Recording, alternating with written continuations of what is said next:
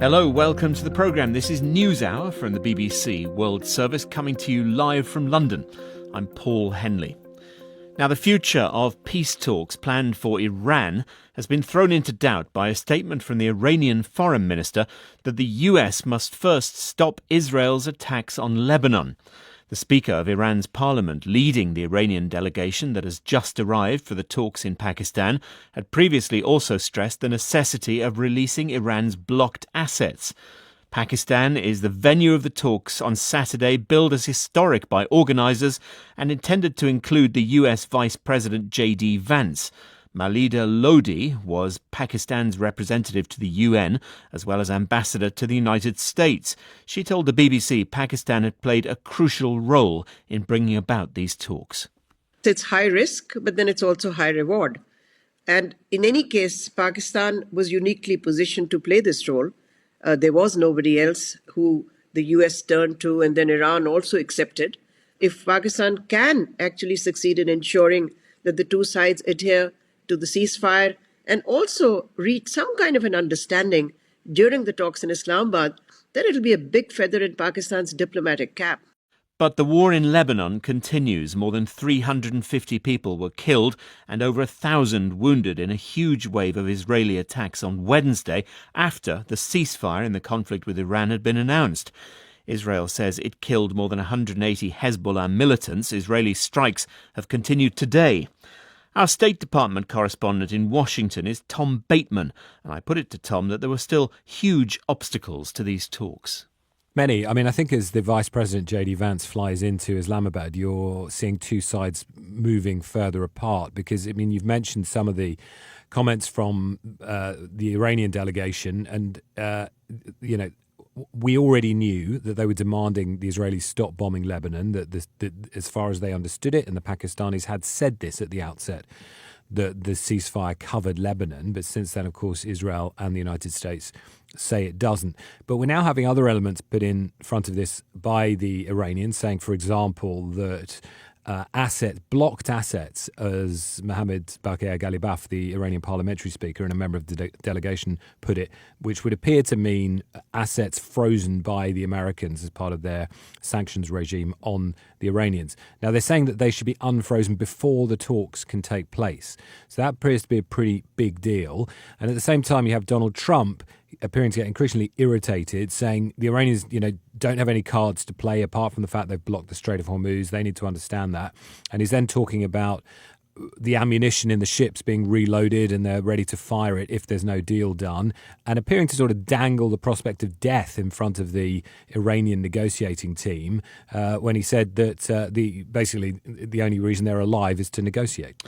Iran clearly does have cards, or things would be a lot simpler. And what are their negotiating tactics? Well, I mean, they clearly have cards because they have survived a war launched by the US and Israel that was intended to kill them and to bring in regime change, which was very clearly the Israeli objective, was arguably the American objective too, and it hasn't succeeded.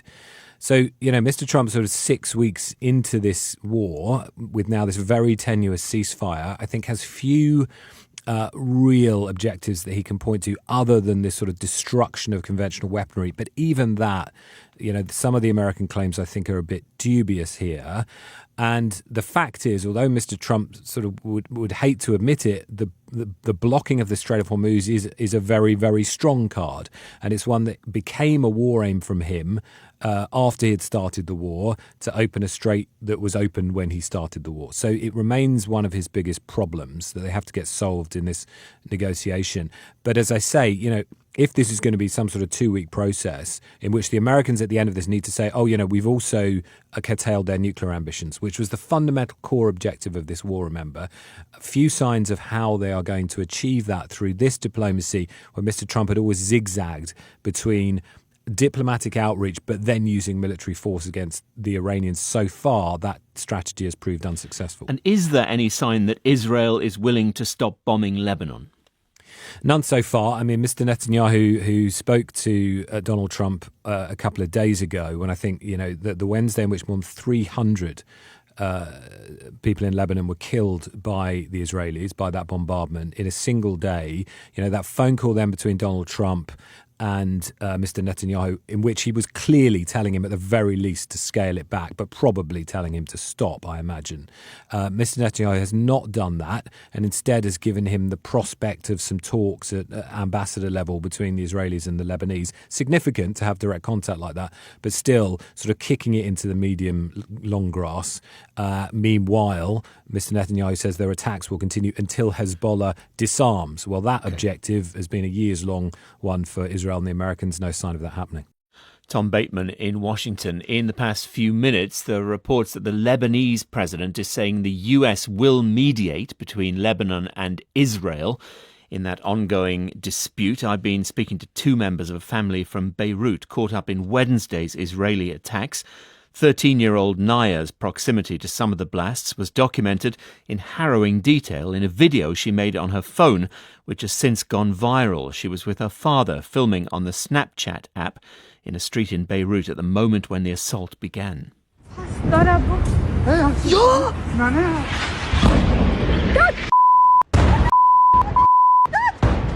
Well, the combination of the depiction of a child with puppy dog ears and a desperate run for cover as lethal bombs come down caught worldwide attention. Naya's mother, Gida Marji, told me about the moment she knew how close her family had come to disaster. I received a phone call from her, and she was crying and shouting, and she said explosion, building, and then the phone cut off. And that's all I heard. And I couldn't reach her anymore. And just minutes earlier, I had heard a big boom. And at the back of my mind, it was either a sonic boom or it was somewhere far, because we had gotten used to normalizing those sounds. We disregarded the sound. So when she called and she was crying and she said explosion and building, so at the back of my mind, I thought that they had exploded our building. How long until you knew she was safe? It took me approximately 3 minutes until I could reach her dad. And then her dad said him and Naya were together and they were safe, but he told me the boys were at home. So I have 11-year-old and I have a 4-year-old. And I tried to ask him, are they good? And he kept on repeating, he said the boys are at home. So I didn't quite understand. Were the boys at home and the house exploded? Or were the boys at home and they were safe? Whew. And what did you think when you first saw Naya's now very famous film on her phone? Look, when I first saw the video, because Naya sent it to me, I only saw it 1 hour later because I was busy. Ambulances, we didn't know what was happening. I saw that she sent me a video, but I didn't open it. But then when I saw the video, I just collapsed. And I said, everybody needs to see this video. I need to post it online so people can see what actually happened. Naya, thanks for talking to us. Tell me about those moments when the bombs fell. Okay, basically first I was with my dad because I finished basketball practice and we were walking home. We stopped because a car passed and we heard something, but we didn't really know exactly what it was. We continued walking and an airstrike struck the building in front of us. The first thing we did was run to another building and I didn't know what to say, so I just started swearing. I was just so scared. I would like to say I'm sorry for saying bad words in the video. I don't think anyone blames you. How long before you felt safe? Tell us about those ensuing minutes. The second we went into the building, we stayed for like 1 minute and we ran the opposite side of where they hit. And I was still scared because I didn't know what they could have done next. Like maybe they bombed another place that's next to me. I didn't know what was going to happen. So we started going to my house, but from a longer way. And when I arrived home, I felt the safest there. I've never seen a building fall in front of me, and I never thought I would ever see a building fall like that. What's your reaction, Naya, to your video going around the world, being so recognized now? I didn't expect it to go that viral, but I'm happy that many people are noticing how kids my age and younger are feeling because of this war, and how it's like unacceptable that kids this young are experiencing stuff like that. Thank you, Naya. Gida, it must have been terrifying knowing that she was so close to disaster. Yes. If that car didn't pass, because they were crossing the street to go to the building that was actually hit by 3 missiles. But because a car passed, they had to stop. So once they stopped, the missile hit, and the pressure from the missile pushed her away from her dad. So her dad had to pull her back in towards him. You'd actually had a conversation as a family the night before, I believe, about feeling a little bit safer, hoping a ceasefire was on the way. Yes, we slept with the assumption that there was a ceasefire, and we thought that it's over. We had some positive vibes, and we thought we were very optimistic, and we thought it's finally done, and the leaders are speaking together and everything. So when we woke up in the morning, some very good news on the TV. This is why I went to my work, and the kids were home because they are on Easter holiday. We sent Naya. Naya is a basketball player. She plays basketball like 8-9 times a week. So we sent her to basketball practice in the morning at 9 o'clock. And everything was normal for us. It was just a normal day, midday. Her father was working from home on that day. So he just decided to go walking. It was a sunny day. He decided to go walking 10 minutes from our house just to pick her up from basketball practice and come back. He just stepped out for 10 minutes, and then the disaster happened. And how do you feel now? You didn't even go to work today. You were too scared to leave the children. Is that right? I haven't been to work for 2 days now because we left Beirut, because my 4-year-old and my 11-year-old are also terrified because of the strikes also that happened around the house. 7 strikes happened around my house. 7 strikes. So my boys, especially my 4-year-old, he still explains and tells the story of how the booms were too loud and the house was shaking all the time for a long time, and how they had to hide in the toilet for safety because they were with the nanny. Is there any optimism left? Do you have hopes for peace talks now still? I'm hoping for that, but at the moment, Paul, to be very honest, all I care about is the well-being, the mental well-being of my kids and myself and my husband. This is all I care about. Ida and Naya Marji from Beirut. This is NewsHour.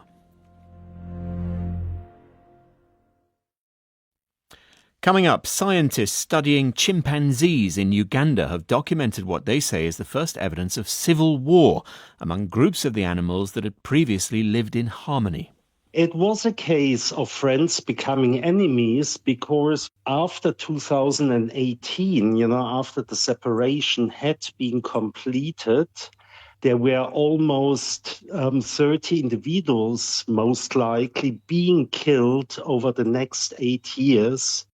More in about 20 minutes. The headlines: Iran has set preconditions for the start of negotiations with the US, including a ceasefire in Lebanon. President Trump says Tehran has only one card to play: its control of the Strait of Hormuz. And the 4 astronauts on board the Artemis mission are preparing to return to Earth. We'll have more on that in about 15 minutes.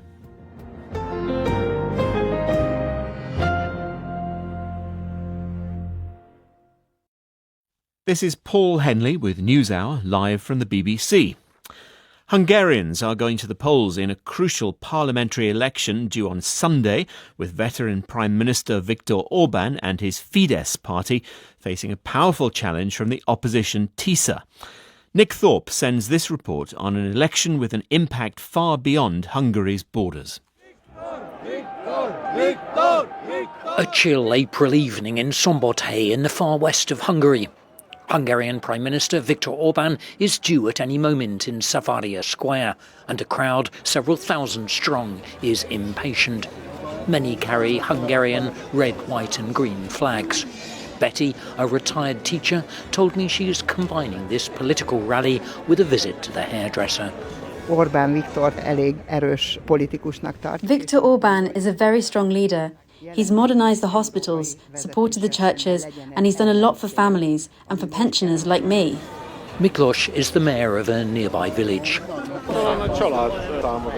I support him because he helps families, and especially because of the cap he has imposed on utility bills, and the cap on fuel prices now.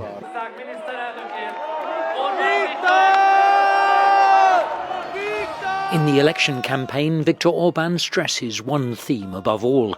He stands for peace in neighbouring Ukraine, he says, while his rival Peter Magyar of the Tisza party would drag Hungary into the war against Russia, with those he calls the warmongers in Brussels.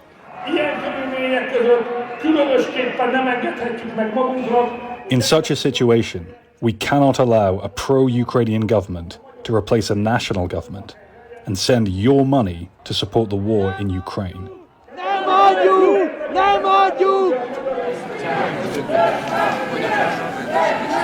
But in the crowd, mixed with the chants of his own supporters, were the chants of the opposition. Filthy Fidesz, they shouted, a common refrain from those who accuse this government of feathering its own nest. Viktor Orban is fighting for his political life.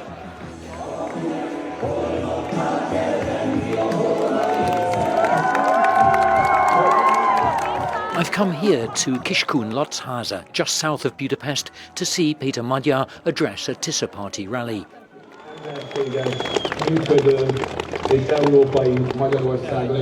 The crowd is younger. The candidate is 17 years younger than Orban.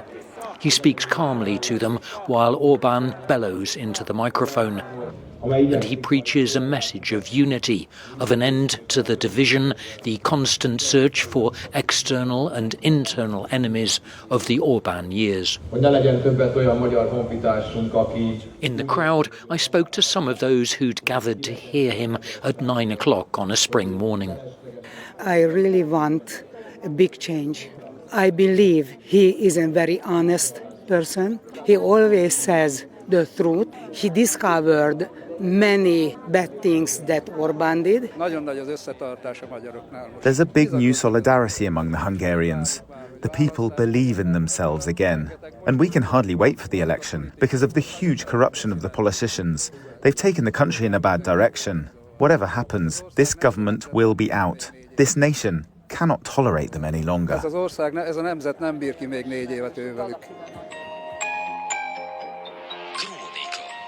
Driving back to Budapest, I listen to the news on the state radio. It begins with 10 minutes devoted to the Fidesz message, with just 1 minute for the Tisza party. The last weeks have been marked by many scandals. Viktor Orban has long been described as the most pro-Russian leader in the EU. And it's not just the Russians. The US Vice President J.D. Vance was in Budapest this week to lend Mr. Orban his support. You have stood up to the bureaucrats. You have stood up to the nihilists. And now I wonder, will you do it again? It's strange to see an election splitting NATO, the US with Orban, most other members rooting for the other side. But time is running out for anyone hoping to influence this election. A record turnout is expected on Sunday. Rarely has so much attention from around the world been focused on this small Central European country. Nick Thorpe reporting, and NewsHour will be live from Hungary on Sunday and on Monday too. Now, as the much-loathed media mogul in the TV series Succession, the actor Brian Cox was seen unwillingly spending time in the country. He comes from Scotland. Now he's directed and starred in a much more sympathetic portrayal of his homeland. Glen Rothan is a film featuring Alan Cumming and Shirley Henderson alongside Brian Cox, and it tells a tale of family, division and a whiskey distillery, a story some critics have labelled an over-sentimentalised version of Scottishness. The BBC's Johnny Diamond spoke to Brian Cox and asked him to respond to that. That's nonsense. Right. Arrant nonsense. It is my country, and it is how they are. It's about two brothers The younger brother, which is the main brother played by Alan, brilliantly by Alan Cumming, he wanted very much to stay in Scotland and work. My character wanted to leave. He wanted to get away from Scotland. He didn't want to be there at all. And he ends up the one who has to stay. So their positions completely reverse. And that's the tension within the story. What of your relationship with Scotland and this idea of departure and return, of exile and coming back? How does the film reflect your own feelings? Well, it's a very difficult situation. I find that Scots very much now are treated like second-class citizens. I mean, we, the Scots, invented television. We invented anesthesia. We also invented, what is it? I think it's the telephone. The telephone. The telephone as well. Alexander Graham Bell. This is why I became an independent, because I think it's time that we got back our identity. That identity is sort of linked to what we do and who we are, and we've done a considerable amount. How does it play into where you live? And I'm not sort of accusing you of anything, but, you know, where you live and the relationship, the emotion that you have towards Scotland. I think it goes very much about where one's heart is. And where your heart is not necessarily where you live, because sometimes you can't live in that situation. I mean, I become an actor. I had to learn to speak English because I then became a classical actor and I did the theatre. So I made that journey. That was the journey I made. In my heart, and as I get older, I mean, when I die, I will be buried in Scotland. There's absolutely no question about that. You have had this huge career. A lot of people, as I know you know, will now think of you for a long time as Logan Roy from Succession. Does it hang over you, having had that kind of television success and having people think, oh, it's Logan Roy, say something like Logan Roy does? No, they're not too bad about that, you know, because it's in recent memory, you know, and eventually that will fade and they'll go, what was that again, Logan Roy, you know? I mean, you've got to be realistic about this game. I mean, I take the compliments, I take the praise, and I acknowledge it and say thank you very much. But it's not my life. It's only part of my life. I've done a hell of a lot of other things. I played King Lear in the National Theatre. I've done a tour of, you know, I've done so much. You know, and everything else kind of enhances everything else that I've done. You know, they kind of complement one another. And I've had a great time. I've had the best career that any actor could have. I really believe that. You know, I'm very, very blessed. But then I've worked for it. You know, I put the work in, you know, and you have to put the work in. Otherwise, no point. If they came to you and they said, we've got a film about another man of Scottish descendancy, a certain Donald Trump, would you embrace that? Absolutely not. Brian Cox speaking to the BBC's Johnny Diamond. This is NewsHour.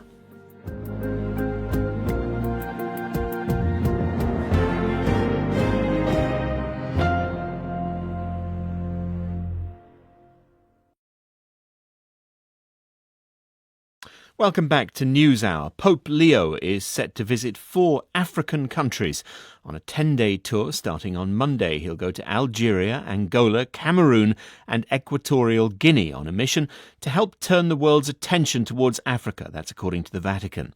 Nomsa Maseko reports now on preparations for the papal visit. Outside Algiers' Basilica of Our Lady of Africa, workmen are busy preparing for the Pope's visit, putting a fresh coat of paint on lampposts and monuments. Algeria is a country with only a tiny Catholic community, but a towering place in Christian history. It's the birthplace of St. Augustine, whose legacy is woven deeply into the Pope's own Augustinian order. This will be the first papal visit to Algeria since independence in 1962. The theme of the 3-day visit is the Muslim greeting, Assalamu alaikum, peace be upon you, to demonstrate the Vatican's message of unity. And that's what Marwa Melki, a resident of Algiers, is hoping for. It's so nice. It helps strengthen the ties between the two religions, which share a common history, especially in North Africa, and particularly in Algeria. The Pope will be visiting the Basilica of Our Lady of Africa during his 3-day visit. It's known as a place of pilgrimage for both Christians and Muslims. An inscription outside says, Our Lady of Africa, pray for us and for the Muslims. Father Peter Clavier Ko is the rector. What I'm expecting from the Pope is a man who will once again encourage us in our faith and in our mission to build a world where there is peace and where people live together in harmony. As a sign of his commitment to interfaith dialogue, the Pope will also visit the Great Mosque of Algiers. In Cameroon, anticipation is mixed with some unease. The Pope plans to travel to Bamenda, the heart of the Anglophone separatist conflict in a predominantly Francophone nation. Security will be tight, but church leaders hope his presence might help push both sides towards dialogue, and that the visit will indeed be what the Vatican is calling a pilgrimage of peace. I'm hoping that when the Pope comes, everyone will be at peace and drop their weapons and anger. The third country on the tour is Angola, which has one of the largest Catholic populations in Africa, estimated to be around 15 million. And finally, Equatorial Guinea, also a majority Christian country. The Pope is coming to Africa with a simple message: peace, unity, and dialogue. And the sense of anticipation is unmistakable as the four countries prepare for this historic moment. Nomsa Maseko reporting.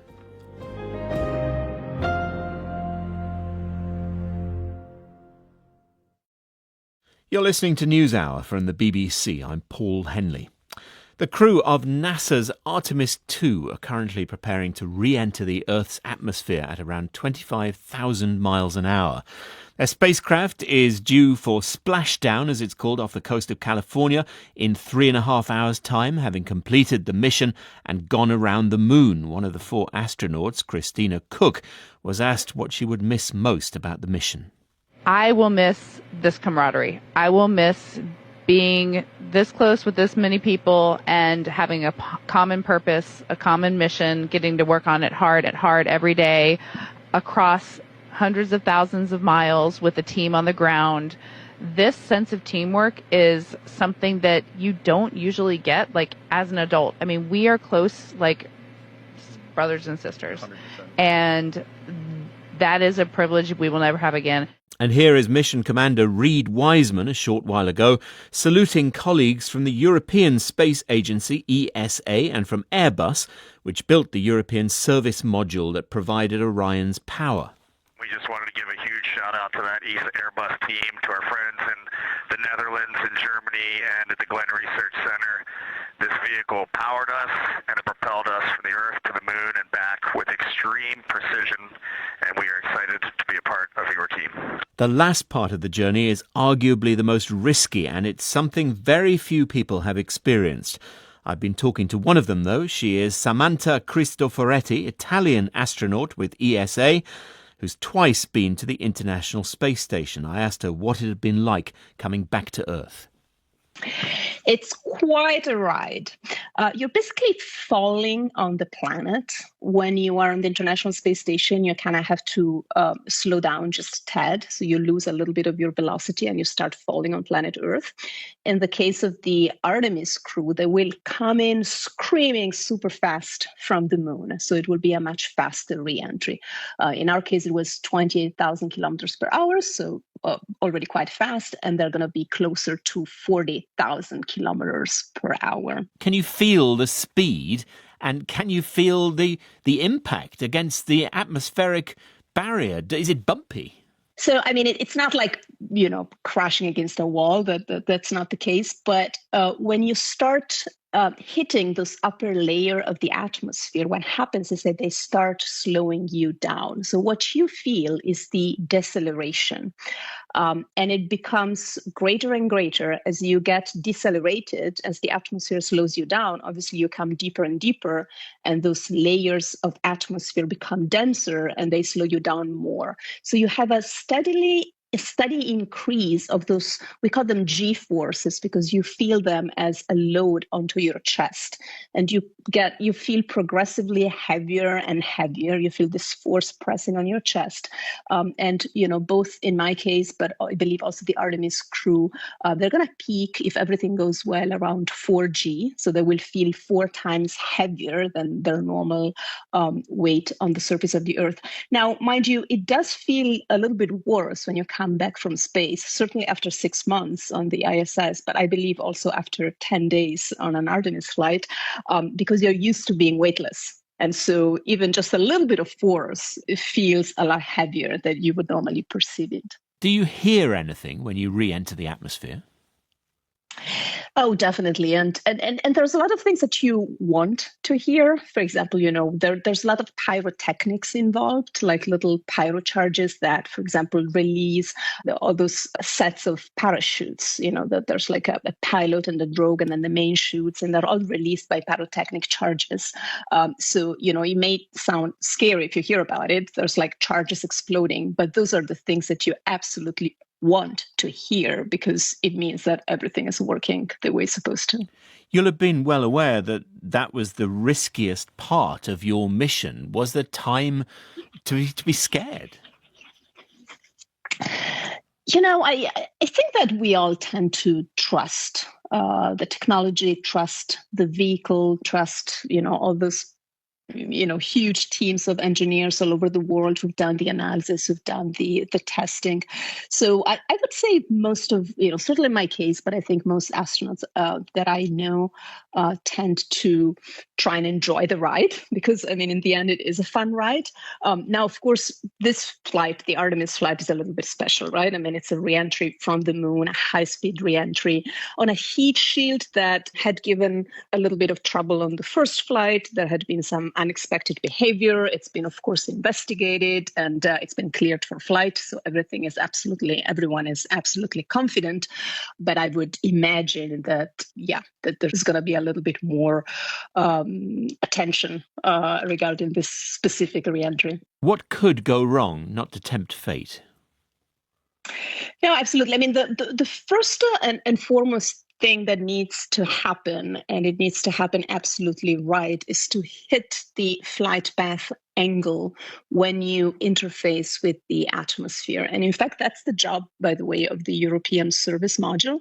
There's going to be another trajectory correction burn, maybe another one, that is going to make sure that that trajectory is absolutely right, because that is key to enable the heat shield to do its job, to make sure that that heat load that the heat shield is seeing is the one that it's supposed to see. And so it's going to do its job, which is to protect the crew on the way back.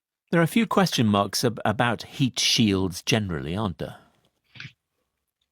Yeah, it's an amazing technology, right? We're talking about huge temperatures that are developed around this capsule that is falling back onto the planet. You're literally coming back in a ball of fire. You see that, when you come back, you see the flames outside the windows, you see the windows charring. So you really have this feeling. Just imagine, when you see a rocket launch, everyone has an intuitive understanding of all that energy that is being, released. And all of that energy in the end is put into that tiny capsule. And when you come back to Earth, you have to get rid of all that energy. So we are managing huge amounts of energies, huge temperatures, and that heat shield is the one that is doing the trick. What can you tell us about splashdown? Yeah, that's it's interesting, right? Because people often want me to compare splashing down into the water versus on my first flight on the Soyuz, I actually hit hard soil because we landed in the steppe in Kazakhstan. So I would say there's pro and cons.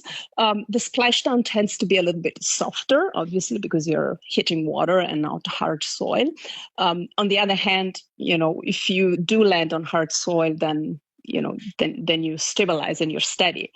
While if you splash down, then you also have to contend with waves and, you're moving around, which can be a little bit impacting for your vestibular system. So some people tend to feel a little bit nauseated.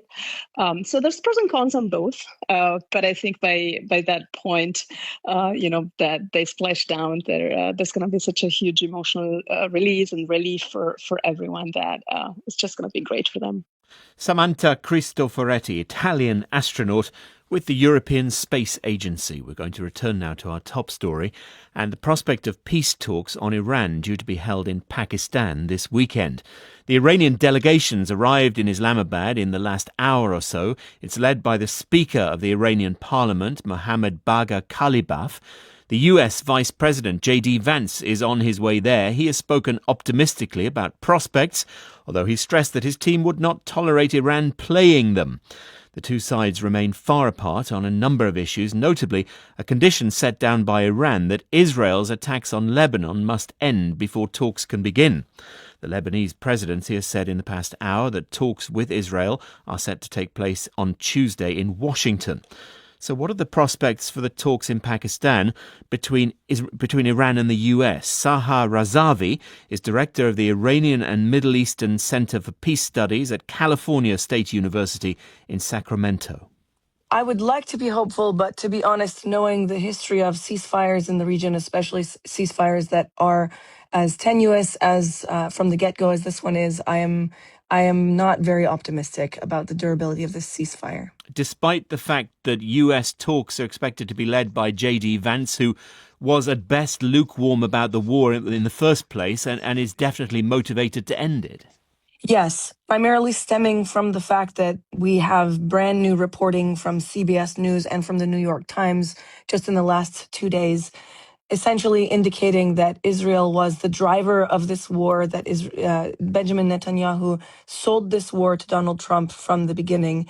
And then later, just in the last few hours, CBS News is reporting that, in fact, Donald Trump personally agreed to the ceasefire, including Lebanon, and Israel also agreed to the terms, and then subsequently bombed Lebanon and denied that the ceasefire included Lebanon. So I think Israel's and the United States' aims for Iran and for the region are divergent. And as long as they remain divergent, any ceasefire is not going to be durable. The US would on paper have the upper hand. They can't simply pressure Israel apparently into doing things their way. One would think. No, apparently not. I don't know if you recall a few weeks ago, Donald Trump told reporters that the United States was negotiating or was in discussion with very top Iranian official that he could not disclose the name of because if he were to do so, Israel would kill him.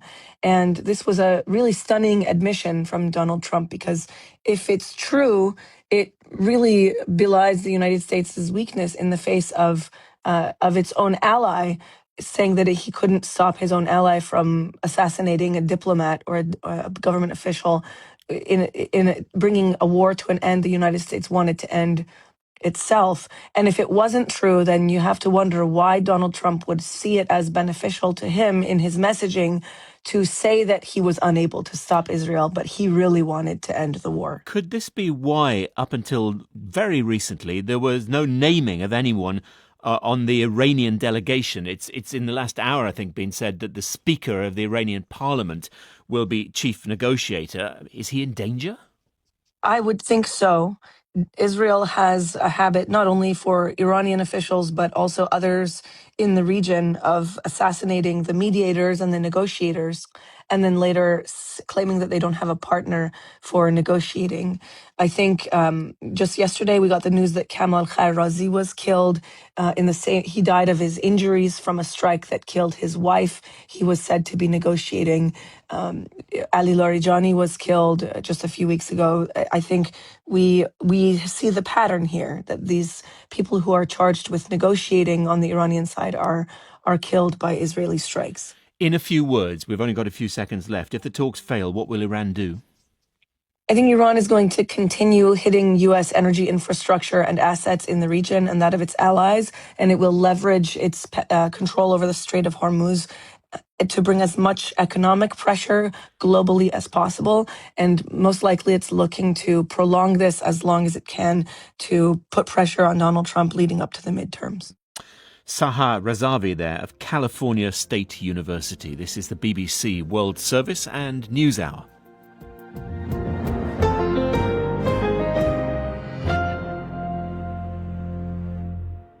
I'm Paul Henley and this is NewsHour live from the BBC in London.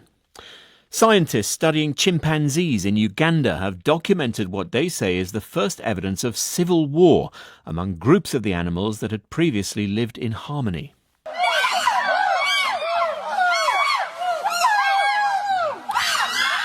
The sound of a chimpanzee called Basie being attacked by several others. 28 killings were recorded in one community as two rival factions formed and cemented over several years.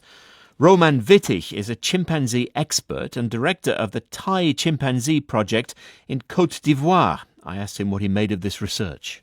Scientists have observed first, how this community grew already, using warfare to defeat a neighboring community and integrate all the females and part of the territory into their own community. And they grew up to over 200 individuals, which means, they were more than double the size from, a usual chimpanzee community. And this might be the reason as well why they, in the end, started to 2015, slowly divide into two neighborhoods, as they call this. So two subgroups, which completed, isolation or separation in 2018 after the last male that had still connections in either of the communities, had died. Was it really a case of friends becoming enemies? It was a case of friends becoming enemies because after 2018, after the separation had been completed, there were almost 30 individuals, most likely, being killed over the next 8 years from the Western community in the Central community. How was this civil war fought? Were the chimpanzees using weapons? They are sometimes hunting with weapons, but wars are fought with brute force, with kicking, slapping each other, biting each other, until one individual is dead. And what were the dividing lines? What were the differences between the two groups? Very, very hard to say because they have been one community beforehand. But what the researchers have seen is that the dyadic relationships between the individuals became weaker and weaker over time. There were subgroups that were forming, and then reproduction was only happening within the subgroup. So the males and the females of one subgroup, would reproduce with each other, but not anymore with partners from the other part of the community. And so it became a genetically separated two groups. But they weren't simple conflicts over competing for a mate. These were between distinct groups. It was a split, wasn't it, in a community? That's right. This community that split off, and here that's the reason why the word civil war is potentially used. Former friends became enemies, yeah. If we want to understand, where the potential, the human potential for violence is coming from, then we need to look at, our closest living relatives. In this behaviour, can we take the comparison further? Were there peace negotiations? Was there reconciliation? The peace negotiations that might have happened, that kept the peace, during the time of the isolation of the two groups, ended with a male in 2017 dying. That was the last male that had still a friend in either of the two communities. This male was the crucial part of keeping the peace potentially between these two communities. German chimpanzee expert Roman Wittich. Now, one of the early pioneers of hip-hop, Africa Bambaataa, sometimes called its godfather, has died. At the age of 68, he might not have become a household name, like some of those who followed in his footsteps, but he is widely considered to have laid the foundations for rap music from his home in the Bronx in New York. Africa Bambaataa's reputation was tarnished in later years following allegations of child abuse and trafficking. Thomas Hobbs is a music journalist who specialises in rap culture, previously having interviewed hip-hop royalty, including LL Cool J and Busta Rhymes. My NewsHour colleague James Menendez asked him whether Bambaataa could be considered the founder of hip-hop. I'm not so sure I'd go that far, but he was a real innovator when it came to cementing the concept of the break beat. So that would be maybe taking a 10-second loop off a James Brown song and turning it into a beat that MCs could freestyle over. The song you played before, Planet Rock, there wasn't other rap producers of the 70s and 80s really sampling Kraftwerk's Trans Europe Express. So sort of by doing that, he not only kind of created this electro funk sort of sound, but he also kind of really normalized the links between hip hop and techno and electronic music. And, you know, you could look at something like grime music in the UK, where it was an extension of garage and house music, beat breaks, and you could say that the genealogy goes all the way back to Africa Bambaataa. And he was doing this in Brooklyn at, block parties? I mean, this was the very start of this music being created, though, wasn't it? Yeah, one of the first pioneers, alongside the likes of DJ Kool Herc, Grand Wizard Theodore.